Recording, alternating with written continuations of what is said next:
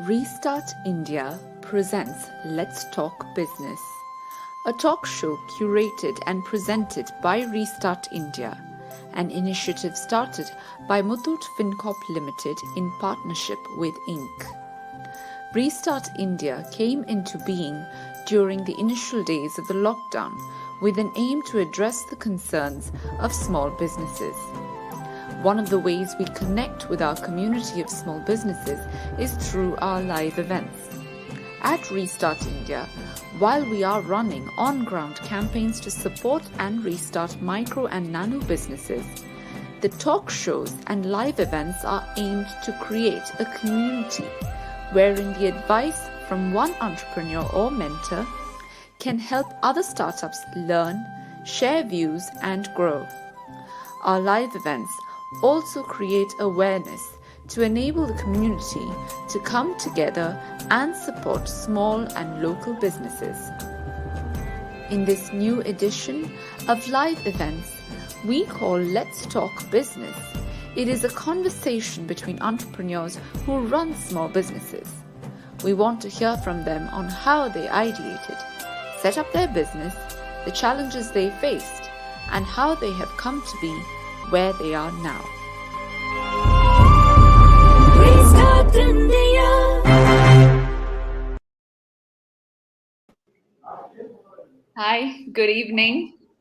I'm Tina Muthoot and welcome to Let's Talk Business by Restart India.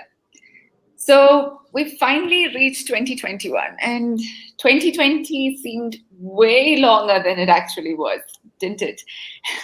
The year 2020 taught us so many lessons, and one important chapter was that it taught us what change meant. Everything has a new definition now, whether it be in lifestyle, work, culture, business, the list just goes on.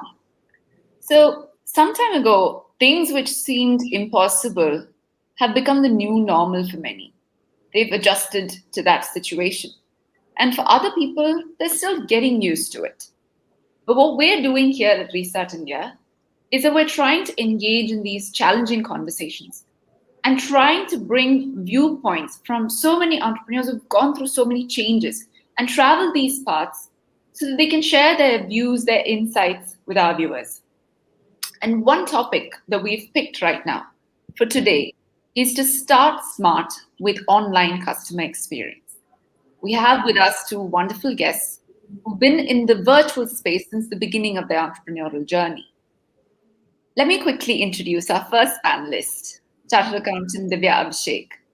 She's the director at Twice Treasured, which is a platform for sustainable usage of children's products. Twice Treasured was launched with the objective to encourage sustainability by getting parents to consider purchasing pre-loved products, toys and things that babies and kids outgrow, that your home outgrows, and to find other homes where they will be treasured again. A little bit more about Divya. She's a practicing chartered accountant at Chennai who is currently the partner of Messrs. DSNR and Co. Chartered Accountants. And she's an all India rank holder in both the CA final exams, the CS exams. She also has international tax examination qualifications.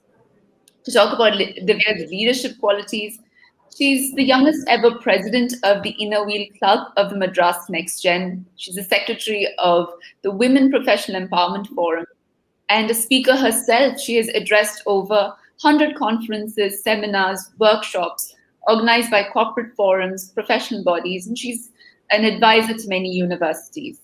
She's also set up organizations for empowering women entrepreneurs, and she mentors them herself. Welcome, Divya. We at Restart India are really delighted to have you on board. Thank you.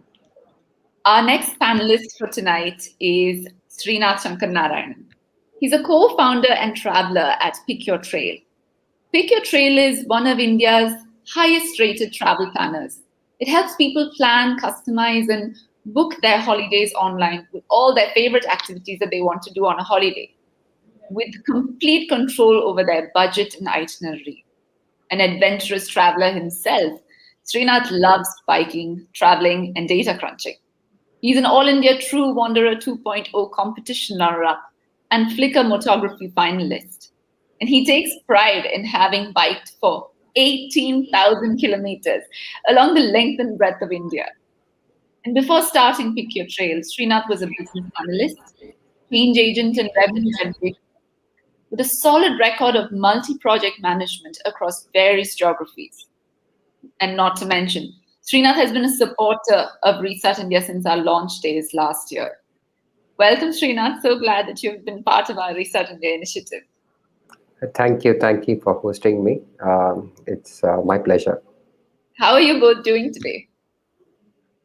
Good. It's a good start to the year, so we're feeling positive. 2020 is behind us. Yeah, everyone's looking forward to a really good 2021. So, a lot of learnings that 2020 gave. Anyway, so our show is divided into 5 segments. We'll get started with our first segment. And we're going to discuss about topics that are relevant to running a business. And people want to hear your stories. I mean, these are going to be like real conversations, like raw conversations from 2 entrepreneurs. So let's start with the first segment. It's called the what, when, why factor, the rationale behind everything a business does. So these factors are the foundation and the building blocks that decide the success of any enterprise, from the smallest scale to the largest one. Now, our idea, like I said, is to inspire like-minded business owners and to be entrepreneurs through these conversations. Let me start with you, Srinath. So during this testing time, when travel agencies, planners, they were struggling to keep themselves afloat, what is it that Pick Your Trail was trying to change and redefine in the way it functions?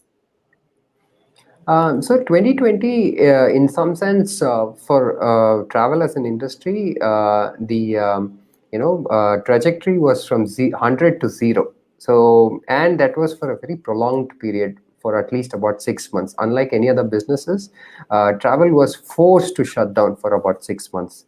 And this 6 months actually gave us a good time period to go and actually reflect. Okay, hey, we have had a 6-year journey. We've been growing well, and we've seen fast-paced growth. If we had to reflect and see what are the things that we could have done differently. So the 6 months was a reflection for us, to be very honest, along with the fact that obviously we had to process a lot of refunds for customers because a lot of their holidays were cancelled.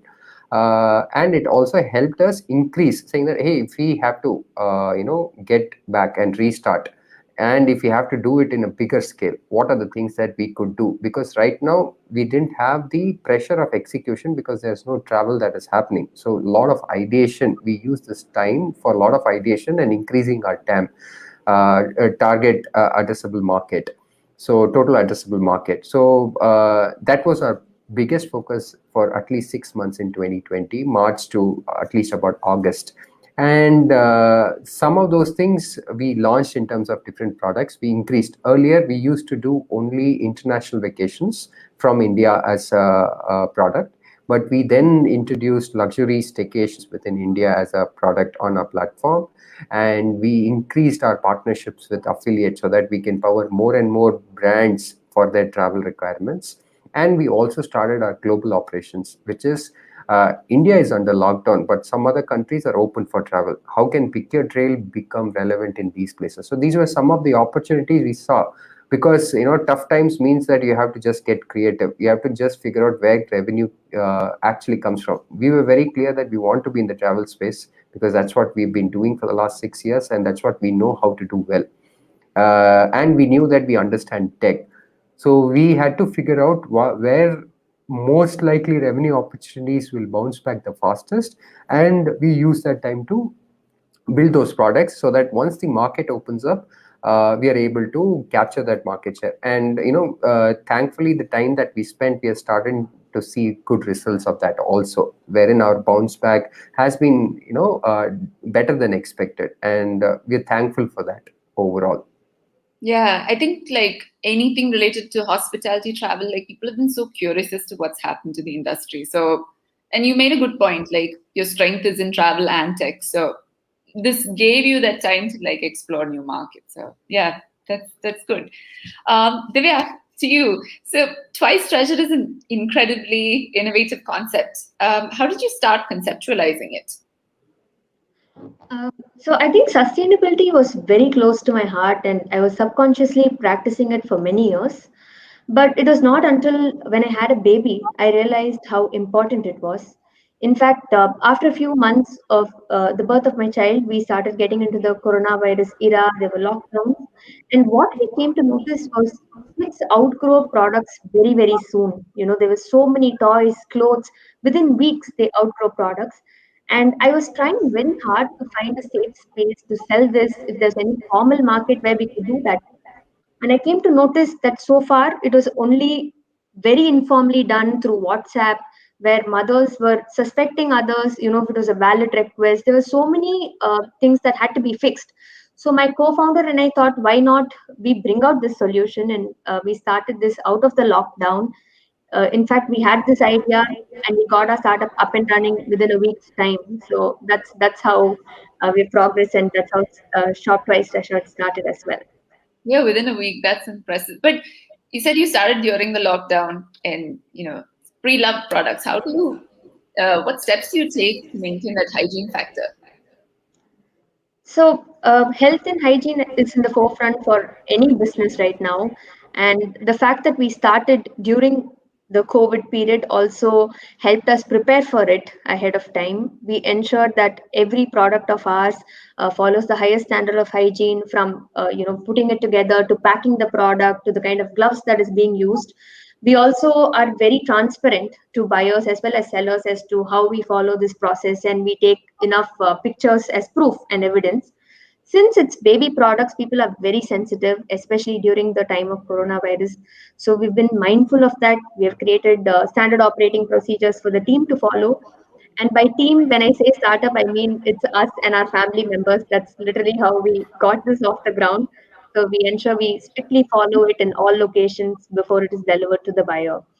And we have this ideal where my co-founders and I believe that if we can use a product for our child, the same quality and same standards has to be upheld for every product that is sold through our platform.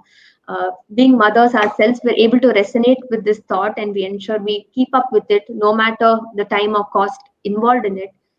And the other aspect is parents themselves are sellers in our platform. So we notice that they're very considerate and mindful when they keep a product ready for delivery to another parent for another baby. So yes. Yeah, that emotional factor, I'm sure, plays an important role. Coming back to you, Srinath. So now that everything is virtual, how do you ensure that the needs and expectations of your customers are met? Like, how does your customer support specifically focus on creating those let's say beyond satisfactory customer experiences? One of the things is that we've not had a retail presence whatsoever. So all our product selling or our revenue selling has been online. So that means that my minimum expectation in terms of customer satisfaction and customer handling has to be designed into the DNA of the business itself, because otherwise it's going to be very difficult. I do not have a face-to-face time with them in terms of building trust or building that sense of belongingness to the brand. So in the DNA itself, from the beginning, we had only one thing that we continue to tell. In fact, all our team members, a person is probably taking one vacation a year, and we don't have any rights to screw that up. And if we start with that as a basic requirement, I think the subsequent attention to detail items, if that is the true essence that we operate with, the other aspects we built as SLAs and SOPs and all of that. And that's how this entire DNA was built into the function. And one of the other things that we also call, we in fact have a team called as CHN Ops, which is Customer Happiness and Operations. And we call them the true North Star of the organization. If they are able to keep our customers happy, that means that eventually my customer acquisition cost is going to go down, because they're going to repeat purchase with us, number one. And number two, they're also going to refer to more and more people. So it is in our own interest that we take good care of our customers, because that's going to pay it forward in multiple levels. So I think it's a no-brainer that it should be part of the DNA for any organization. It's not very transactional in nature. Okay, I've got the money from this customer. After this, I don't care. Because if you stop with that, I think you are cutting a golden goose or a golden. You're cutting down on revenue that is potentially going to come to you in the future. So if you approach it saying that this is part of your revenue, it's going to give you revenue, I think the perspective changes entirely, and you will operate with whatever is this needed to get to that highest standard. So we always have operated saying that this is our North Star metric, and it is also going to be aiding our revenue or reducing our cost. If you operate from that perspective, I think this will come naturally to any business, and they will be curious enough to solve for it. Yeah, that point that customer happiness is aiding your revenue, I think like that's something that should be driven like everywhere. Yeah. So Divya, again, another customer feedback question. So customer feedback, like that is essential in order to like refine your business strategy. What is it that Twice Treasure does to obtain customer feedback? So we operate out of Instagram where feedback is everything and it's also immediate. Yeah. We ensure that after sale, especially the first few months, we reach out to every single customer to find out their experience. And we also built up a database from their feedback. And in that process, our model also became very dynamic, where we were constantly adapting and changing how we operated based on the feedback that we were getting once we analyzed it. Especially sustainability is relatively new in the baby field in India. So it takes two parties to truly believe in it. It is not just enough if we sell it, but the customer should equally repose that trust and faith in us to do that. And I'm happy to say, largely we've had very positive reviews. But in the event where we had a dissatisfied customer or if they had a point to improve, we immediately acted on it and we completely changed how we operated as well. The one thing my co-founder was very particular was she wanted to have a voice to the brand, and it was not just closing out one sale or having a happy customer through that. So we consciously tried to attend to every query ourselves and bring a voice to our brand, and I think that really helped us go a long way. There were two examples that struck me when you were asking about how customer feedback changed our business. One was, since we started during lockdown, we had a common response where customers said when they make an order, they expect to get it in 3 days or 4 days. And that was becoming difficult with our whole verification process, sanitization process. So we quickly adapted where we would do a direct delivery between the seller and buyer. And we incorporated many checks and balances in that process between us and the seller to enable this. And also another feedback that we did get was in terms of immediate delivery, because we have Amazon, Flipkart, which does next day delivery. And for a startup, that's relatively new. And when we got that, we started asking our customers if it was a product that needed immediate delivery, and we would ensure that we operate and inform our delivery partner about the criticality of it. So it really helped us go a long way in terms of getting this feedback and changing how we operated itself. Yeah, even that one point, putting that into your process about asking a customer, like, is this something that you need immediate? So you know where to pay attention to. So Srinath, back to that happy customer phrase. Okay, so we've heard that like happy employees make for happy customers. What are the things that Pick Your Trail does to keep its employees motivated or happy to serve better?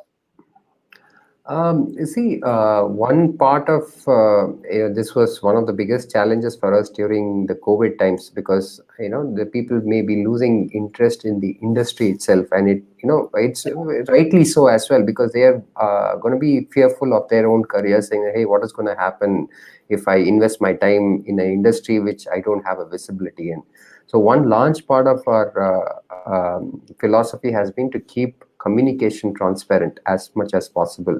So one of the things we continue to do, so we do reflections with the entire organizations every quarter, where we talk about how was the last quarter's performance, where we think we stand and against the plan, and what we expect next quarter to be, what are our plans. We talk about that a lot more openly, and we try and keep transparency as one of the cultures. So one of the other aspects in our office is that we don't have any closed cabins as such. So the entire office is a very transparent office, so open office layout, and anybody can reach out to anybody at any point of time and have access to them. So that's one of the other things that we do.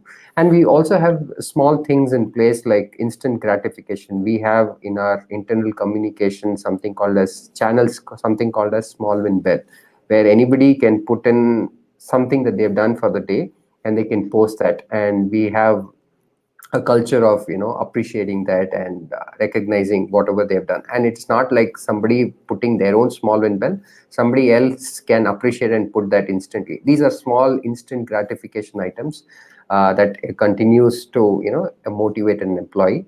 And at a larger level, we also try and keep them as stakeholders within the organization, so through various programs like ESOPs and all of that, so that they have a sense of purpose, of belongingness to the organization. And obviously these are all good to have things. The must have is we have to give them great career growth.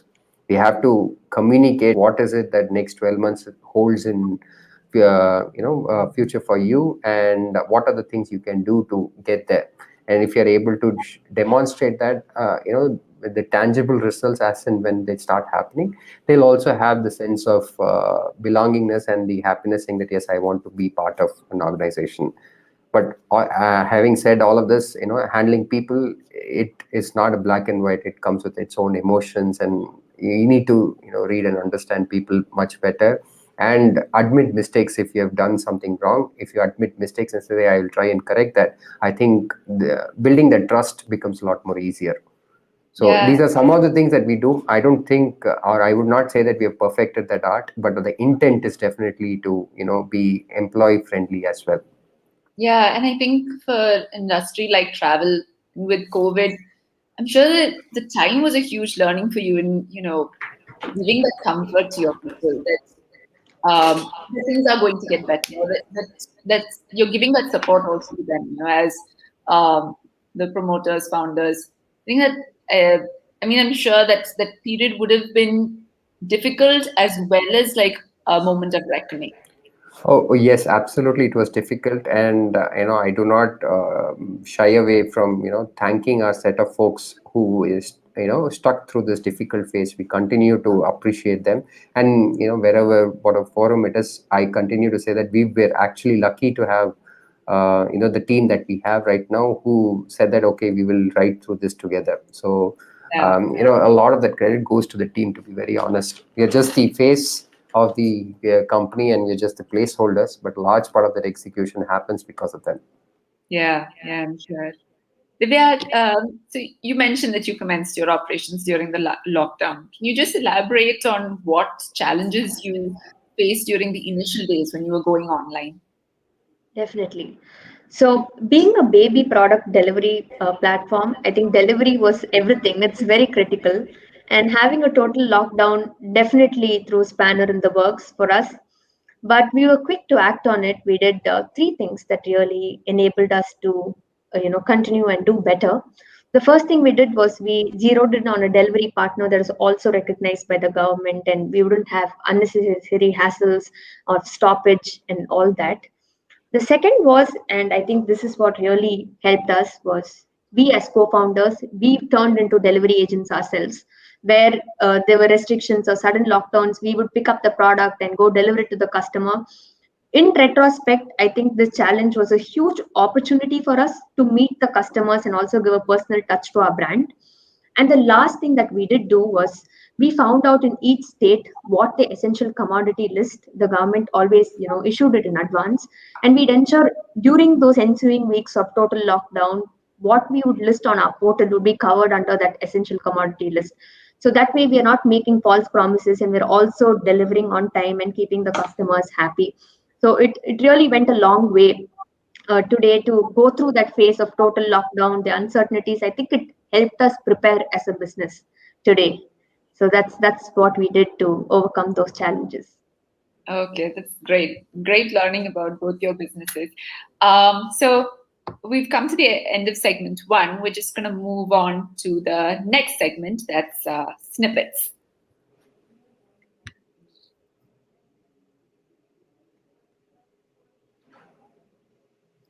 Entrepreneurship is a journey, and the entrepreneur has so many different aspects to focus on. And the entrepreneur is also exposed to different challenges every day, which, when overcome, can be a lesson learned. And some lessons are tough, others bring a smile to your face.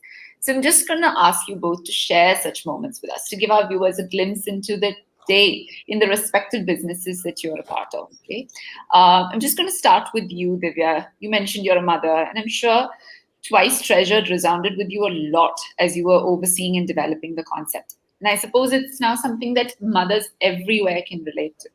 Tell us of a happy customer experience in the last few months that has been a celebration moment for Twice Treasured.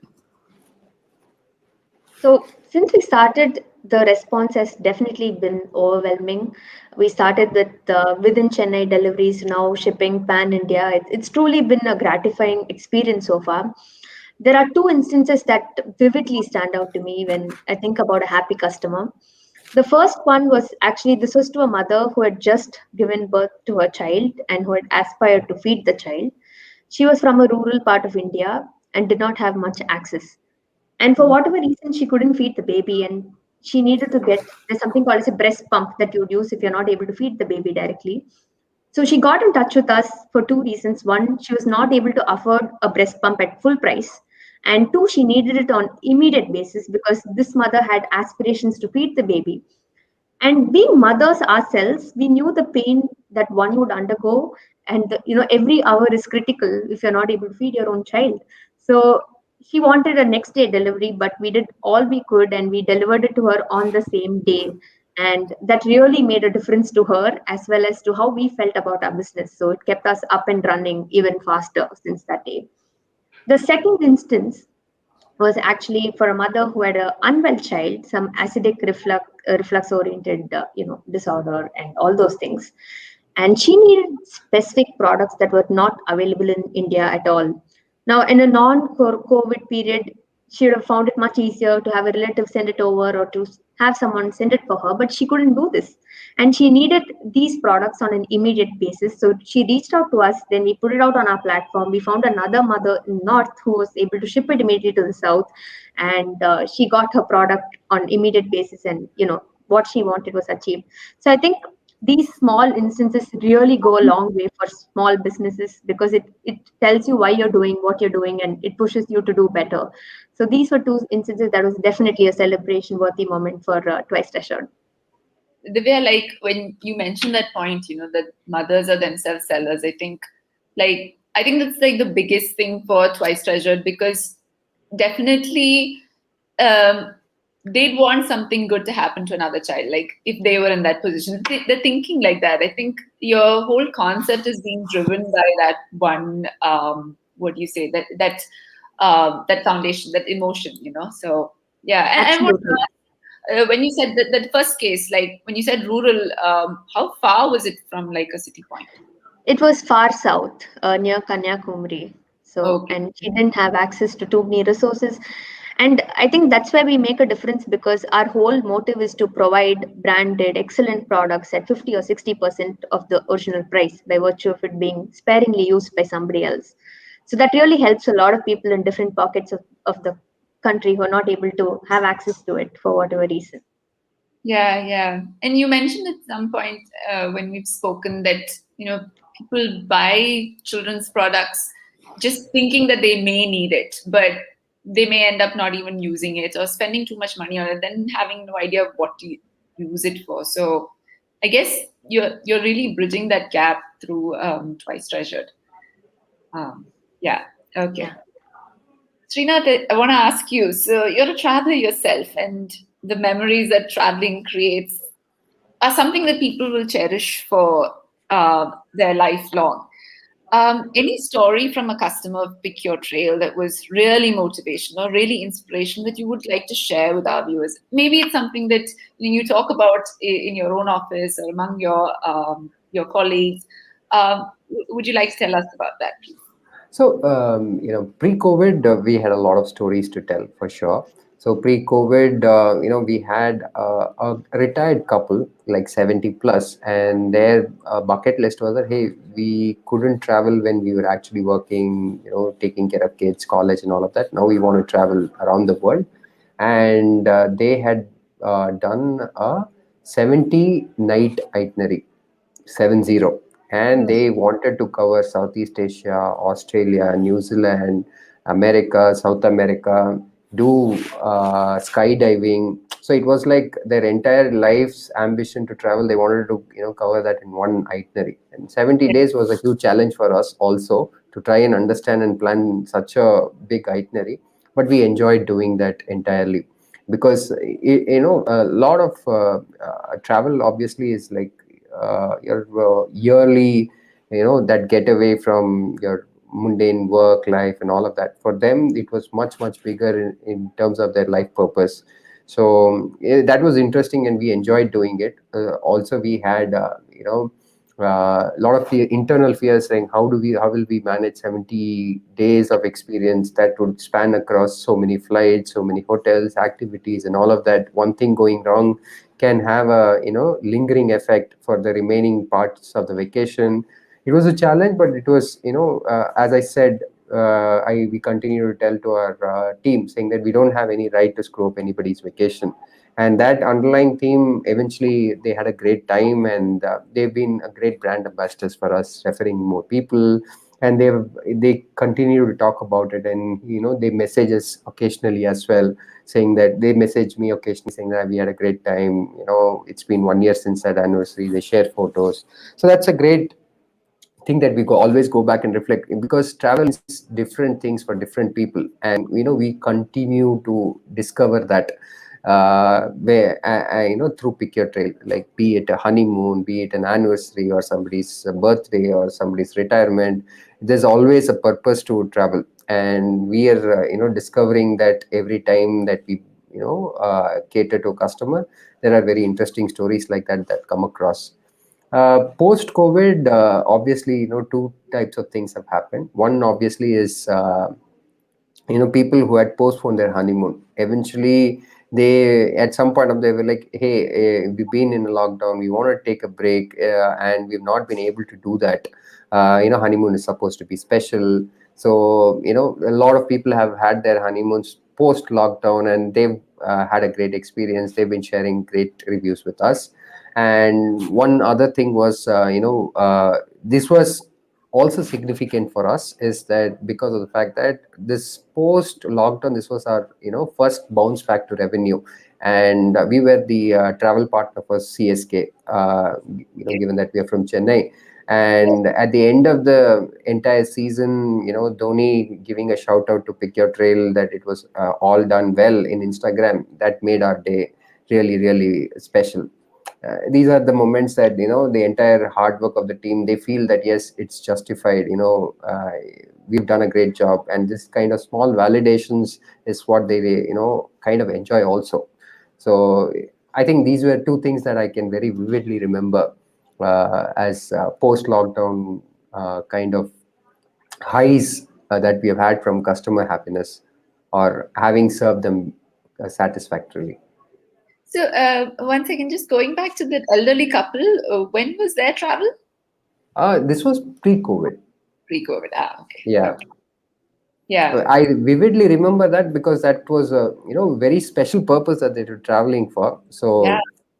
and I had not come across somebody who would want to plan such elaborate travel, especially after retirement. This was the first for us. We've also had in the past one single lady, after she had gone through a lot. She's also in her 70s, and she was single at that point of time. I mean, she was a widow, but she said that should not stop me from traveling, and she traveled to Europe with us for about 35 days, and she did solo backpacking. And we were Wow. like taken aback, saying that okay, that's a lot of adventure that's within her, and she's open to doing that.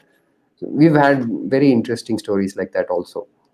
Yeah, yeah. And you're right. Like, it's knowing that these little acts of gratitude, they're what will propel your team to go look into that extra detail to make sure that Yeah, the and these customers, I don't know, they somehow build this relationship with our team. They send handwritten notes, they send cakes from back from vacation, they send handwritten notes. We have a display in our office where all these handwritten notes from customers are displayed on the board.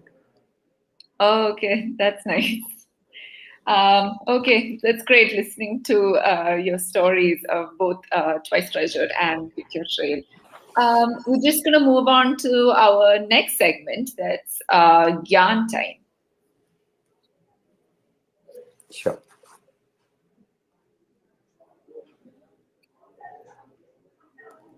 So, this is advice for all the entrepreneurs and aspirational entrepreneurs out there, what they want to hear from you.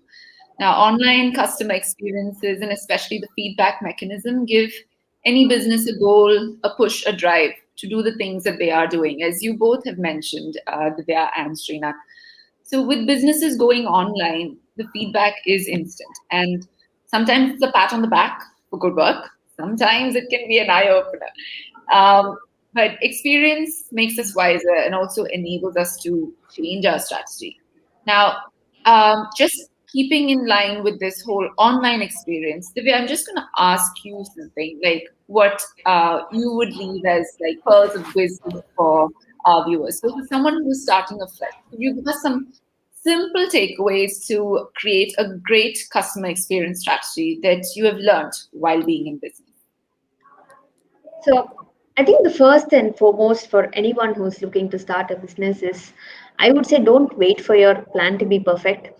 In fact, I've been on the receiving end of this where I've had multiple ideas before, twice assured, and I wouldn't start up because I'd wait for it to have the perfect formula. By then, somebody would have already done it and done it much better than I could have foreseen it.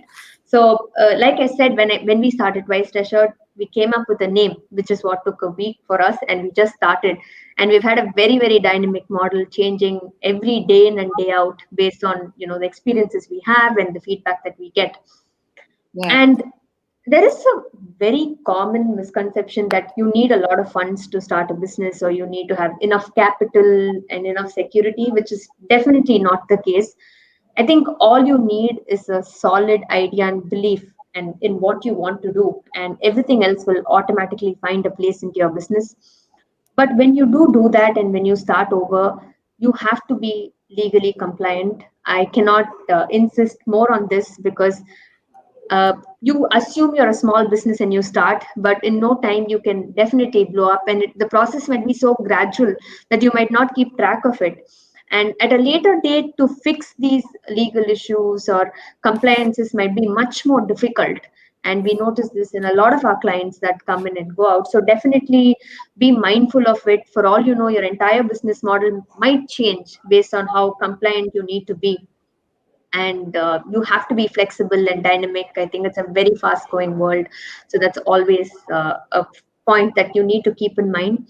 The last one that I would say is definitely trust your instincts. You cannot go wrong with your gut, and even if you do, I think the learning curve is something that you will grow from and definitely do better. And on the customer front, the one thing that we've learned is, especially being on Instagram, it's all being fast at a click of a button. I think we learn to keep it very simple, where there's minimal back and forth interaction. It's very simple. You buy a product, you get it delivered, you're happy or not happy, and you're done. And that also helped us with them spreading about us through word of mouth, gave us the organic growth that we aspire to have, and also built in some brand loyalty. The last one with which I would say is focus on repeat customers as much as you would focus on expansion. I think a lot of times small businesses we aspire to grow and we lose track of what we have on hand. So that's something constantly at Wise Treasure. We try to engage our existing customer base. We don't look at them as just one sale and we're done. We try to, get in touch with them frequently, send them updates, have programs that would interest them, to just keep that communication and also build a community in through that process. So that would be my takeaway for small businesses. Yeah, Divya, like your professional background and your business touch, like that's a deadly combination. So I could see the advice is coming from that angle as well. I just want to send a reminder to like our viewers, so we can take up questions from the audience. So for those who are watching, if you have any questions relating to setting up an online business, uh, do leave it in the comment box in any of our streams on the Restart India Inc. or Muthoot channels, and we'll request our panelists to address those questions for you. Srinath, so what are the variables one should keep in mind while creating a good online customer experience strategy? A good online customer experience is all about communication. How well you're able to communicate, how proactively are you able to communicate, and how efficiently are you able to deliver the value of your product. So it can be, and communication is in multiple facets. One is product copy. If you are a digital business, what is it? Because your real estate space on your screen is limited. On mobile, if you take it, it's 4.5 inch. That's the kind of space that you have. In that, how much are you able to communicate and explain about your product is going to be very, very important. So the UI and the product copy that you write is going to be very, very critical in terms of communication, number one. Number two is the sales communication. Like how your sales team communicates with the customer, how proactive they are, how much of information they are able to give them to actually take that decision. More often than not, a digital transaction, people hesitate from doing it because they don't have either enough context or they don't know if it's the right purchase. If you're able to solve for these through communication, more often than not, more and more people will do digital transactions. And that is one of the essence. As part of your digital customer experience, you have to keep at the top of your priority list. Are you able to I'm not talking about very fancy UI or any of those things, like you need to spend tons and tons of money in terms of design, in terms of UI expert or any of those things, but very functional UI which is able to tell a simpleton like this is what you're selling. If you're able to communicate that effectively, that is going to be a very important value that you create in your entire digital customer experience touch point. That's one. And number two is the way that you acquire customers and how well you treat them digitally also is going to define how much of brand recall they have. Are you consistent in your approach, in your treatment to them, will define their entire digital experience with you. How enriching can that be will define how much of that they remember, how much of the brand they remember. It can be very small things that could be there. I'm not talking about very fancy stuff again. Very small stuff. How many times are you able to wish them digitally for their birthdays? Are you able to call out their anniversaries and talk about it, or give very small, not just saying that, hey customer, you're important to us. That's going to also define how much of the brand they recollect, and that the digital experience is also going to be very important. Wait, when you say like call out their anniversary, how are you doing this? Some parts of it as part of the communication. When I'm not definitely by any means propagating that you go and scrap information, but it's organically obtained information where you have organically got to know. They would have said this is my passport details, this has my birthday details, a date of birth, all of that will be there. And if they are planning for a honeymoon, then you would know that it's their wedding, or at least the month is that wedding. You can always communicate around that. So obviously you have to keep in mind the information that you organically obtain from the customers. You should always action on it. Anything else is only going to creep the customer, and that will create a bad experience. So you should definitely not do that at all. Organically acquired customer information is something that you should be proactively acting on to create that delight touch points.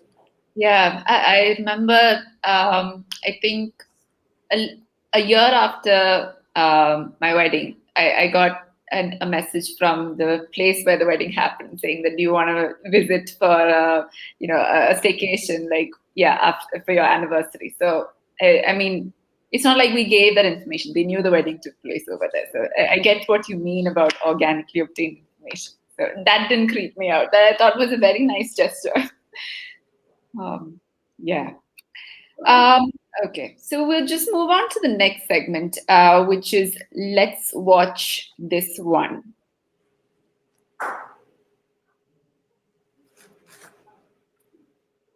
So I'm just going to explain what this is. In the initial days of the lockdown, we at Muthoot started reaching out to small businesses because we realized many small businesses out there, kiranas, women entrepreneurs who did very novel things.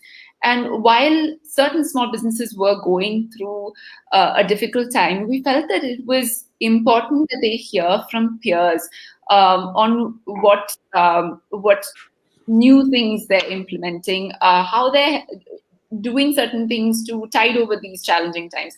And it's important that they hear it from someone like them rather than from, say, people like us, because credibility. So this is a story about a lady named Ruvisha. She's from Kerala, and she talks about how she moved on to doing her business on WhatsApp. I think we'll just listen to what she says and then I'll explain more about the video. Can we see Ruvisha's video, please?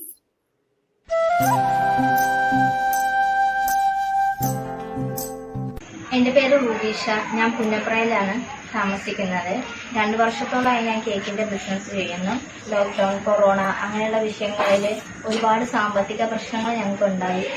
പിന്നെ കേക്കിന് ഈ ബിസിനസ്സിൽ തന്നെ orders കിട്ടാനുള്ള ബുദ്ധിമുട്ട്. കാര്യം ഇപ്പോൾ lockdown ആയതുകൊണ്ട് ആർക്കും വന്ന് ഓർഡർ തരാനുള്ള ഇതില്ല. അങ്ങനെ ഞങ്ങൾ ആലോചിച്ച് വാട്സപ്പ് ഗ്രൂപ്പ് തുടങ്ങി.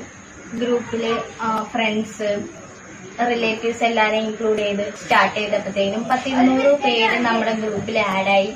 അങ്ങനെ ഓർഡേഴ്സൊക്കെ നല്ല രീതിയിൽ വരാൻ തുടങ്ങി.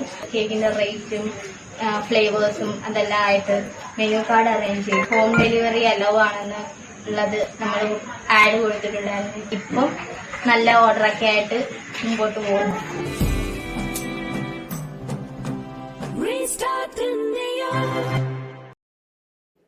So we had a chance to speak to this lady.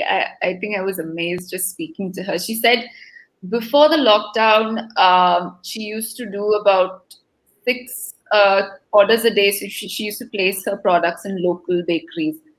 Now, since she set up her business on WhatsApp, and in the video she says that she set up a WhatsApp group and she started adding friends and relatives to the group, and the group started growing organically. Now she's come to a stage where she has to reject orders. She's that busy. So, and her sales have gone up to about 30,000 a month. For a small business, that's like huge. And she talks about how she set up, how she created a menu card, she created a logo. So, I mean, this is extremely creative for a small business, and we can't assume that, WhatsApp is a difficult tool. I think something that Ruvisha teaches us is that, I'm resounding what you said, Srinath, that it doesn't have to be a complicated digital tool. When we're talking about digitization, like, you set up something simple, but you use it effectively. I think that's been like a takeaway from Ruvisha's story for us. I'm just gonna open it out to both Divya and Srinath. Just do let us know what you think about a person like Ruvisha, and maybe Srinath, you can add something like, what are the main drivers of satisfaction when customers plan an online purchase as well? So, as we were discussing earlier, direct to customer right now is the in thing, and it's the vogue. And the best part about it is that direct to customers, you don't have to think again for that entirely digital. Your first set of circle is always going to be your first set of customers more often than not. And you will be surprised, even for an introvert, that circle will be quite big, because your family, friends, and subsequently that circle expands into at least your first 500 customers. That's how it was for Pick Your Trade, to be very honest. And I take a lot of positivity from the video. Say the very fact that she has taken a very simple tool like WhatsApp and use that as a distribution channel, primary distribution channel. Technology, as I say, is not very complex stuff. Technology is, at the end of the day, a means to what you want to do with your business. It is not the business by itself. So Yeah. she's used that effectively, and I think the network effects, you would have seen the benefits of it, and that would have given her a lot of confidence to actually pursue this even more seriously. She talks about building a menu card, building visiting card, and all of that. I think the very fact that you start seeing small successes, you automatically tune yourself to become a professional, and that's going to be the small milestones will help you think professionally also. And I think that has happened in our case, and which is sometimes that is where people kind of miss. They see small successes, but they don't know what to do next. If she's able to channelize that and think how to build a structured business around it, that is very interesting and takeaway for me, for sure. And using simple tools to get there. Starting a business is the biggest decision, to be very honest. After that, these are all incremental steps you take to build a business, and not one bright idea that one fine day changes everything. Yeah. It's going to be like small things adding up over a period of time to become a very big aspect. And I think she's in the right direction that way, and I believe that whatever she's doing right now, she is going to probably, with the right intent, in about 2 or 3 years down the line, think of this as one of the small stepping stone in a much larger journey that she's pursuing. Yeah. I think her story is amazing. Divya, like Ravisha mentioned something like she went from 0 to 200 customers just on her WhatsApp. So I'm just asking, you said you do your business on Instagram. How did you manage to gain so much traction in such a short period on social media? So primarily, I think this was a space that everybody needed and used, but did not know existed, because it was mostly informal. It was through word of mouth earlier. You had to know somebody to get onto a group. So by virtue of us creating an open platform, it sort of came into picture that we identified the need and we satisfied the want. So by that, I think when we started itself, it was a really huge impetus for us to have a lot of parents immediately subscribing to it. But the challenge that we do face is how do we make ourselves known to many more people, right? Because we've still reached only about 29,000 parents. We have millions of them who probably make use of what we do. And as cliche as this sounds, I think you have to listen to your customers.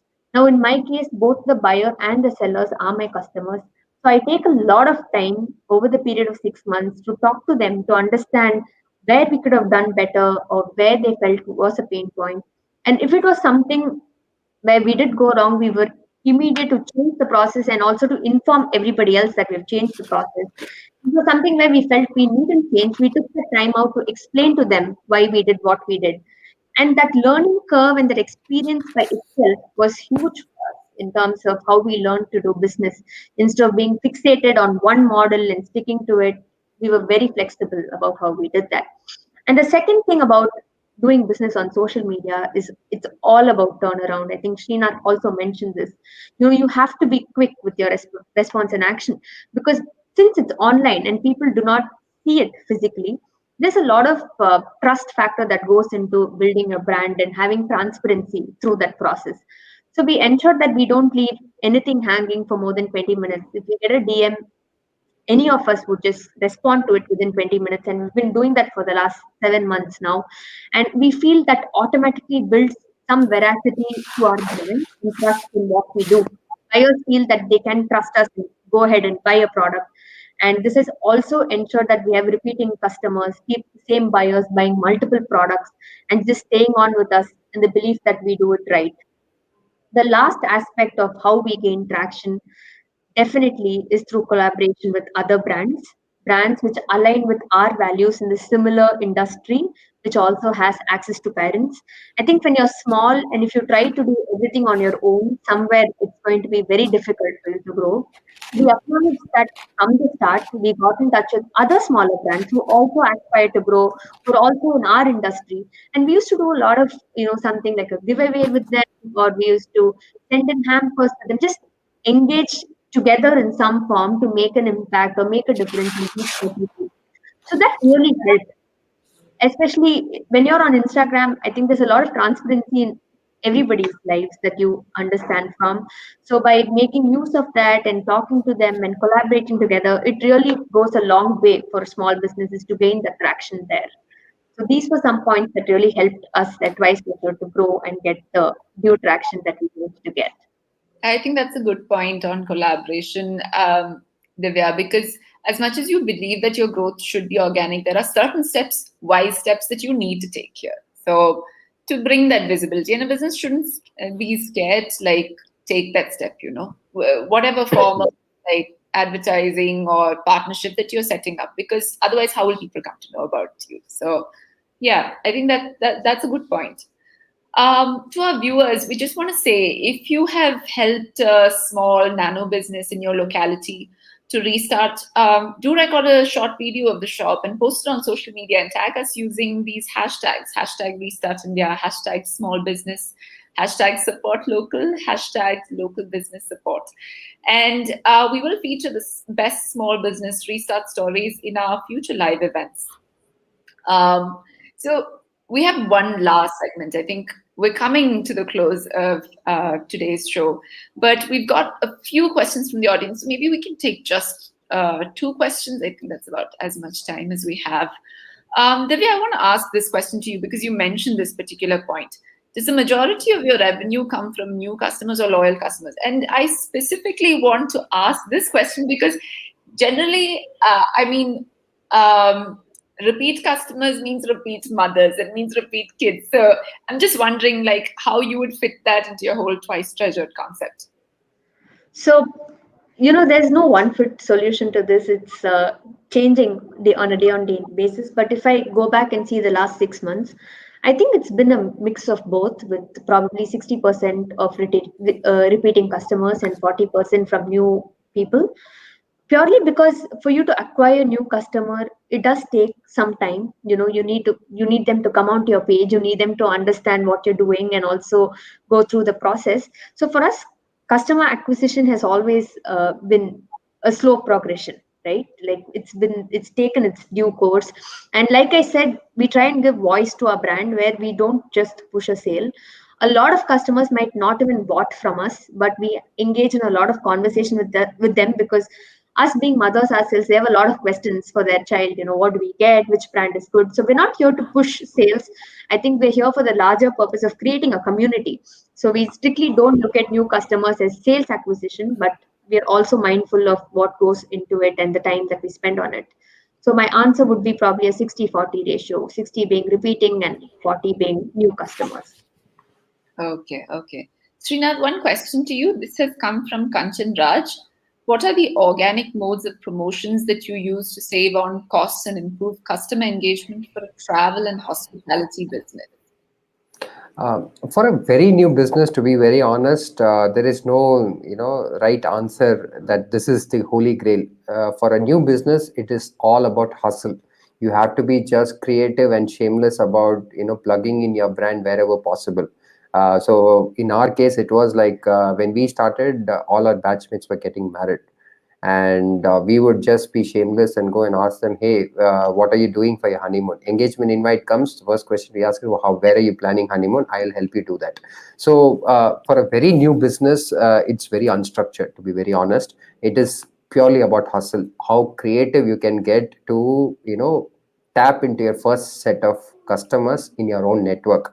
And your own network, there's nothing that can be structured, because you can be as shameless as possible, you can be as persuasive as possible, and you can be as repetitive as possible with them. They're going to pardon all your mistakes. So that's why I say that hustle is the first. I will put it under that brand. That's how you'll organically get your first set of customers within your own set of network, and you should be shameless about it. What they may think about it, you do not worry about it, as long as you are honestly communicating about your brand. I'm not saying do false promise or any of these things. Honestly communicate about your brand, even if to the point of it being repetitive, but just hustle within your own network to start with. as you continue to grow, obviously organic promotion is you have your own set of customers, and that will continue to grow over a period of time. How much you are in touch with them and how honestly you appreciate them will define organically you getting that business again and again.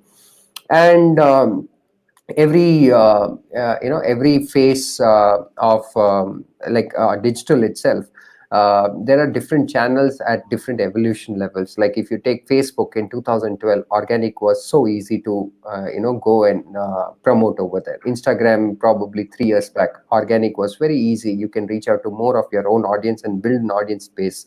Probably right now YouTube is at that phase wherein you can organically acquire customers at a much cheaper cost. So you have to be curious enough to understand digitally which is the next upcoming thing and what is the next wave. Probably a lot of people were in TikTok, and TikTok was not very promotional at that point of time. You were organically able to reach more and more content, more and more people, because the content itself was the king over there, and a good organic content reached to a lot more people. So you have to be lucky to be at the right place at the right time, especially with respect to the digital platforms that you choose. Otherwise, it very quickly goes into that paid versus organic way to grow within digital channels. So, these are two things that from our own learning perspective, we were able to reflect. One is initial phases, hustle really hard. Second, value your customers because they will eventually be the biggest organic source for you. And the third is be curious about new digital channels and platforms. And if you're an early adopter, you will get the benefits of that organic reach, because the platform's objective is also to reach to more and more people and distribute good content. So organic good content will be appreciated over there. And at some point of time, they'll start monetizing, and that's when paid takes over organic. So these are three things that I can think of. Yeah, Srinath, that's a great answer. And really, like for a small business, you're just making your own mistakes at that point in time. So yeah, of course, I think the one takeaway that you said was like be shameless at that point in time. You're just testing the market, you're trying out with your friends and relatives. So that's where you're like refining and building your model. So yeah, just go out all out there. I think we've come to the end of the show. It's 7 o'clock. So I just want to thank you both, Divya and Srinath, for the meaningful conversation and the great insights that you've given. And to all our viewers, thank you so much. To all our viewers, please continue to visit us on our website, www.restartindia.in, and our social media pages on Facebook, Twitter, for exciting updates and resources that can help you with your small business. We will continue with these live events once a month with our mentors and other small businesses. And this is your initiative, and we are here to journey with you. Thank you, everyone, for joining. Good night. Thank you. Thank you so much, Tina. Thank you so much for having us.